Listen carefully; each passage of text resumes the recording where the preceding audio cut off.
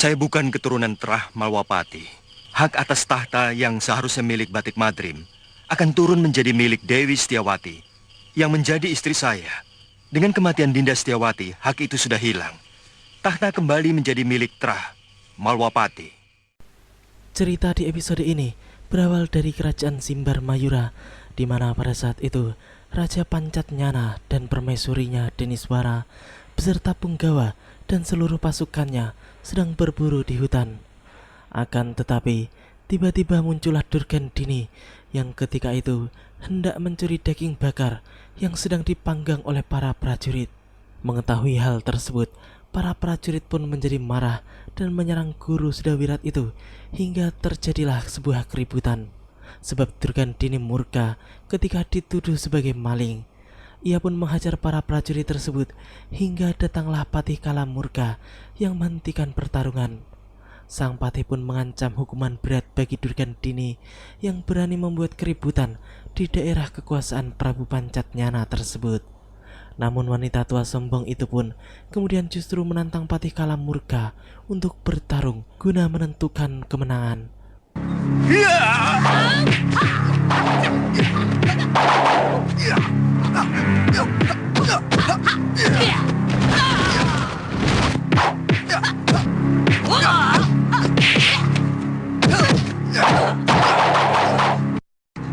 Rasa sabar kumis.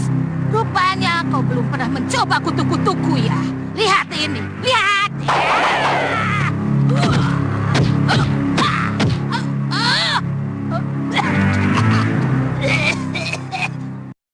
Memang Durgandini belum mampu untuk menggunakan ajian rengkah gunungnya, sebab luka dalamnya belum sepenuhnya sembuh setelah kalah bertarung melawan Dewi Sintawati. Istri Prabu Pancatnyana yang melihat dan mengenali wanita tua itu pun kemudian segera menghampiri sambil memanggil nama Durgandini agar pertarungan tersebut tidak dilanjutkan. Nyai Durgandini?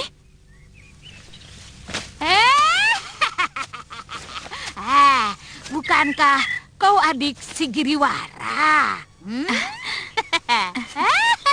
Daneswara masih hidup. Dinda kenal dia? Benar Kanda Prabu. Dia sekutu Kakang Giriwara waktu melawan Pangeran Danurweda. Jelas saja Deniswara sangat mengenali Durgandini yang pernah membantu kakaknya untuk berperang melawan Raden Danurweda di Kalinggapura. Durgandini pun kemudian menceritakan bahwa semua teman-temannya telah tewas setelah bertempur melawan Pangeran Danurweda yang dibantu oleh Angling Dharma. Bahkan sahabatnya sendiri, yaitu Nila Saroya pun juga tewas setelah terkena ajian inti api Suliwah. Mereka pun kemudian menjamu Durgandini sebagai tamu, sekaligus saling bercerita tentang peristiwa pertempuran Kalinggapura yang hampir merenggut nyawa mereka. Durgandini pun kemudian menanyakan bagaimana Deniswara bisa selamat. Bagaimana Nyai bisa lolos dari sana? Saya dengar Nyai tewas dilempari batu rakyat Kalinggapura. Sebenarnya saya sendiri sudah pasrah.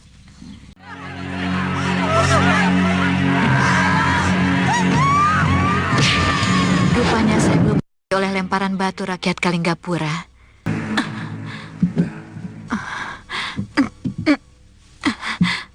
Di mana saya? Di rumahku. Aku menyaksikan seluruh apa yang kamu alami di alun-alun Kalinggapura. Memang sungguh beruntung nasib Deniswara, karena sebelum dirinya tewas terhantam batu besar warga, ia pun diselamatkan oleh seorang lelaki tua yang bernama Wiku Tambas. Di kediamannya, Wiku Tambas pun merawat Deniswara hingga sembuh seperti sedia kala.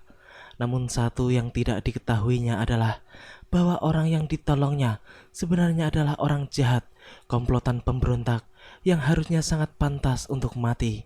Dan ternyata Wiku Tambas tersebut adalah salah satu guru dari Prabu Pancatnyana, sehingga sang Wikulah yang mempertemukan Deniswara dengan sang Prabu, yang kemudian mereka berdua sama-sama suka dan menikah satu sama lain. Setelah mendengar cerita Deniswara, Durgandini pun mencoba untuk mengambil momen tersebut untuk memanas-manasi Raja Pancatnyana agar benci terhadap Prabu Angling Dharma. Nah, nasib Anda tidak akan seburuk itu. Kalau si Raja Angling Dharma itu tidak berpihak kepada Pangeran Danurweda dan si Prabu Dharma Suno. Tunggu, Nyai. Siapa yang Nyai sebut tadi? Itu si Raja Jumawa Angling Dharma. Dia yang menghancurkan kehidupan istri Tuan. Satu yang harus saya lakukan sebelum saya pergi adalah Angling Dharma. Raja Pancatnyana pun kemudian mengajak Durgandini untuk bergabung guna menghancurkan Angling Dharma dan Malwapati. Dan hal itulah yang sangat ditunggu-tunggu oleh Durgandini. Kini ia pun memiliki kawan yang besar untuk bisa digunakannya sebagai alat guna mencapai keinginannya membunuh Prabu Angling Dharma. Sementara itu di Malwapati, tampak Suliwah yang sedang melakukan pemulihan setelah beberapa waktu lalu dirinya terkena ajian rengka Gunung Durgandini serta sudah wirat. Tak lama kemudian datanglah Dewi Sintawati yang mempertanyakan tentang perkembangan kesehatan muridnya itu, sebab memang ia telah tinggal di tempat tersebut dalam beberapa pekan terakhir. Ketika sedang berbicara empat mata, tiba-tiba datanglah Bongoh yang terburu-buru karena ingin menyampaikan bahwa ada Patih Batik Madrim yang berkunjung. Kenapa? Ada yang datang. Siapa? Gusti Patih. Liwah, Itu tuh. apa kabar Liwah? Oh. Nampaknya kamu sudah mulai pulih, Liwah. Tinggal pemulihan saja, Gusti Patih. Oh ya, Gusti Patih. Ini Nyai Dewi, istri mendiang Empu Masyura. Nyai, kami sangat berduka cita atas meninggalnya suami dan putrinya Dewi. Galuh Parwati sangat berjasa bagi Malwapati. Dinda Prabu Angling Dharma pasti akan membalas suaminya Dewi. Suliwah pun kemudian tampaknya sangat memahami kedatangan Patih Batik Madrim yang sepertinya memiliki tujuan lain. Benar saja, karena kemudian sang Patih pun memberitahukan kepada Suliwah tentang adanya sayembara yang diadakan oleh Batara atau Raja Rikabalan untuk putrinya yang sedang sakit. Oleh karena itu, Batik Madrim menawarkan kepada Suliwah karena ia adalah seorang tabib yang sudah tidak diragukan lagi kemampuannya. Sayembara, Liwa. Gusti Patih terlalu memikirkan hamba. Maaf, hamba sampai sekarang belum bisa memikirkan itu, Gusti Patih. Hamba mohon maaf. Kesehatan hamba masih belum pulih, Gusti Patih. Tapi saya yakin, Gusti Patih jauh lebih mampu. Dan, bukankah Gusti Patih sendiri juga belum memiliki garwa? Akhirnya, Suliwah mengembalikan semuanya kepada Patih Batik Madrim sebab ia merasa bahwa Batik Madrim lebih cocok untuk mengikuti sayembara tersebut, apalagi berhadiah seorang wanita putri raja yang sangat cantik. Mendengar perkataan Suliwah, sang Patih pun menyampaikan bahwa ia sudah bersumpah untuk tidak beristri sebelum Malwapati menjadi negeri yang aman, tentram, adil dan makmur. Saya takut akan terjadi sesuatu lagi di Malwapati. Saya yakin dendam Nyai Durgandini tetap membahayakan kita, terutama rakyat. Kini kita menuju pada kerajaan Bojanegara, di mana pada malam itu Prabu Angling Dharma yang masih berada di kerajaan mertuanya itu pun berpamitan kepada permaisurinya untuk mencari Durgandini yang masih malang melintang berkeliaran mengintai Malwapati. Keesokan harinya, Batik Madrim yang akhirnya memutuskan untuk mengikuti sayembara Prabu Rikabalan pun telah sampai pada kerajaan tersebut. Maaf, Gusti mau ikut sayembara? Ya, saya Batik Madrim dari Malwapati. Oh, silakan Gusti, silakan.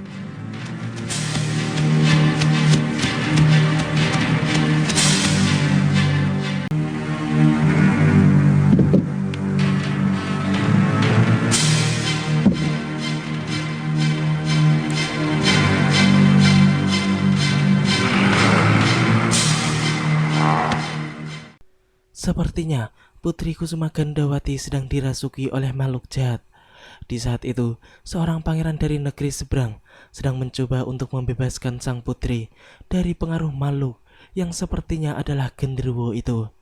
Akan tetapi, makhluk tersebut terlalu kuat dan sakti, sehingga pangeran itu pun harus terluka parah akibat serangan ganasnya. Entah sudah berapa kali, setan gendruwo tersebut menghajar tubuh sang pangeran, sehingga ia mengalami luka luar dan dalam yang cukup parah. Tak lama kemudian, Batik Madrim pun memasuki ruangan Pasewan Agung untuk bertemu langsung dengan Batara Rai Kabalan. Gusti Betara, hamba mengantar Tuan Patih Batik Madrim dari Malwapati. Oh, Patih berkenan mengikuti sayembara ini. Kalau hamba diperkenankan, hamba mau mencoba menolong Putri Betara. Tapi tunggu giliran, Dinda Patih. Di dalam masih ada pangeran dari Kertapati. Baik, Betara.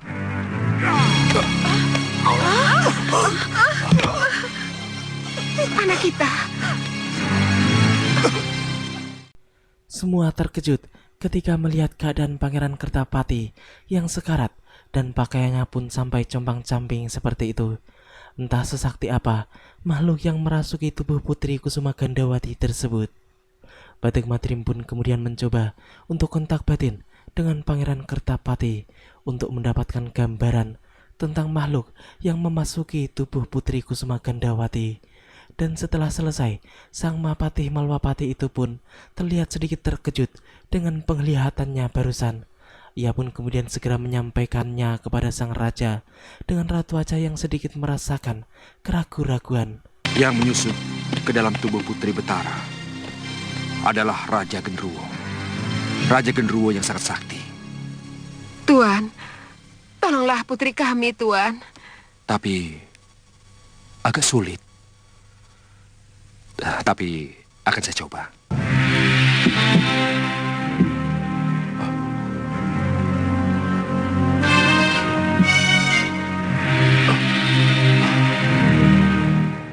Karena sudah kepalang tanggung, akhirnya Batik Madrim pun dengan tegas mencoba untuk tetap melanjutkan langkahnya guna menyelamatkan Putri Kusuma Gandawati.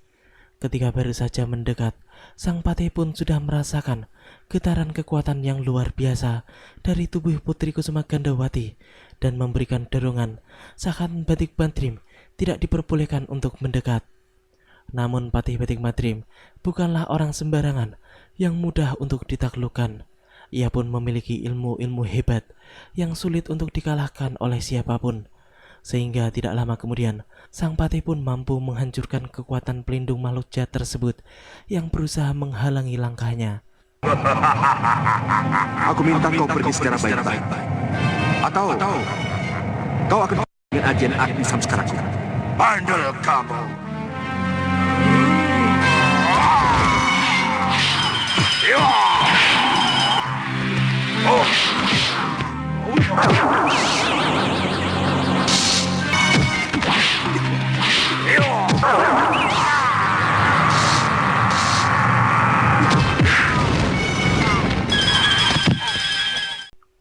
Luar biasa, ternyata kekuatan Patih Batik Madrim masih lebih hebat dari kekuatan makhluk jahat tersebut, sehingga kini tubuh Dewi Kusuma Gandawati harus terhempas ke atas pembaringan.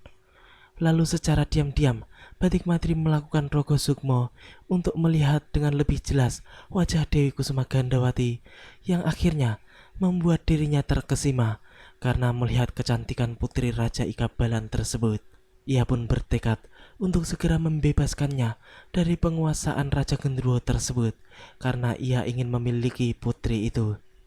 Lamunan Batik Madrim pun buyar ketika melihat Dewi Kusuma Gandawati telah kabur menuju luar ruangan untuk berusaha menjauh dari dirinya.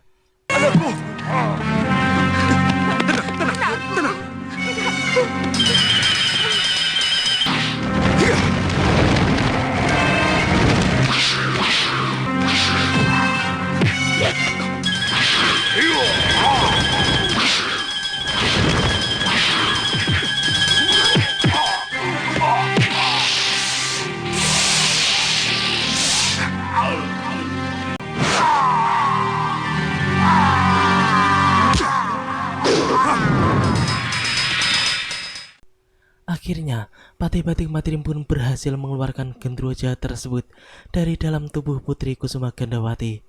Dan tidak sampai di situ saja, karena kemudian sang patih pun mencoba untuk mengejarnya hingga ke alam jin. pertarungan keduanya pun sampai pada telinga Prabu Angling Dharma yang di saat itu secara kebetulan juga sedang berada di sekitar wilayah tempat tersebut. Sang Prabu pun kemudian mencoba untuk mencari sumber suara pertarungan yang didengarnya.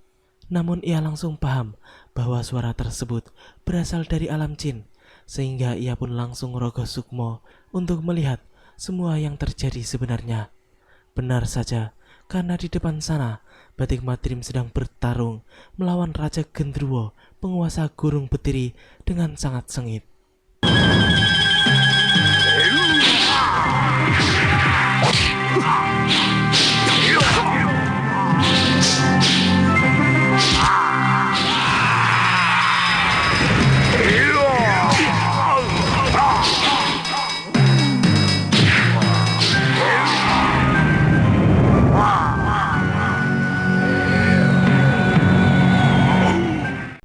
Sang Prabu pun langsung menggunakan ajian pamungkasnya untuk menghancurkan gendruwo tersebut dengan mendatangkan hujan es. Sebab sifat jin jahat itu adalah panas, sehingga sang Prabu harus menggunakan air untuk meredam serta mengalahkannya.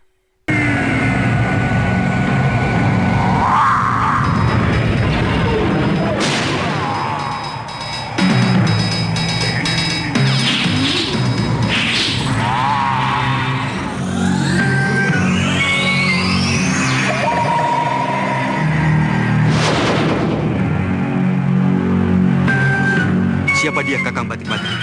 Raja Gendruwo yang menyusup dalam tubuh Putri Kusuma Gandawati, Putri Betara Rikabalan. Di mana putri itu? Ada di Gusti. Dia di ujung jalan sana. Setelah bertanya tentang Putri Kusuma Gandawati, sang Prabu pun segera kembali ke dalam wadah aslinya. Sepertinya Angling Dharma ingin menyelamatkan sang putri, dan ia sama sekali tidak mengetahui kalau Batik Madrim sedang berjuang untuk mendapatkan Putri Kusuma Gandawati melewati sayembara mengalahkan Raja Gendruwo tersebut.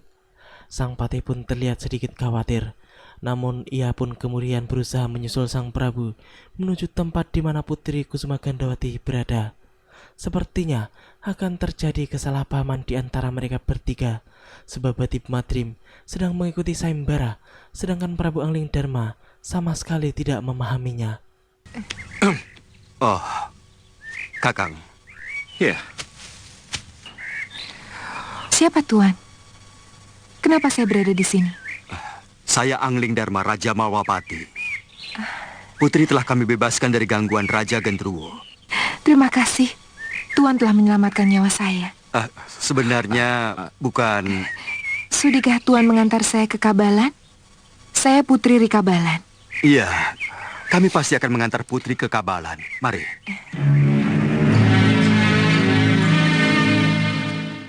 Batik Madrim menjadi pusing sendiri melihat keadaan tersebut, sedangkan Angling Dharma belum sempat mengatakan yang sesungguhnya kepada Putri Kusuma Gandawati.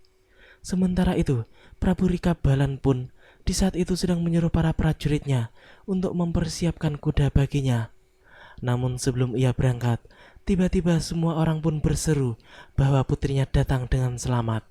Di sana terlihat Prabu Angling Dharma dan Patih Batik Madrim yang sedang berjalan mengiringi dan mengantar Putri Kusuma Gandawati. Batara Ikabalan pun menjadi sangat senang melihat putrinya pulang dengan selamat. Tuan itu telah menyelamatkan saya. Apa benar ada Gendruwo yang menyusup ke dalam tubuh saya, Romo? Benar, anakku. Siapa yang menyelamatkanmu? Tuan itu, Romo.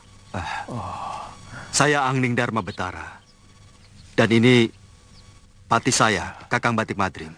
Wah, wah, wah. Rupanya Tuan Prabu Malwapati berkenan menolong kami. Saya kira hanya Tuan Patih Batik Madrim yang dikirim kemari. Lagi-lagi, Angling Dharma belum sempat untuk mengatakan yang sebenarnya karena omongannya selalu dipotong oleh Batara Ikabalan. Sedangkan Patih Batik Madrim sedari tadi juga sudah khawatir karena dirinya tidak dianggap oleh sang raja, padahal dirinya lah yang mengikuti sayembara tersebut.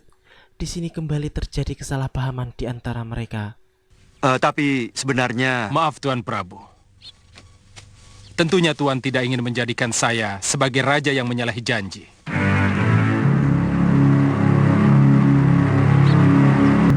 Tentu Tuan sangat menjunjung tinggi sifat luhur seorang raja.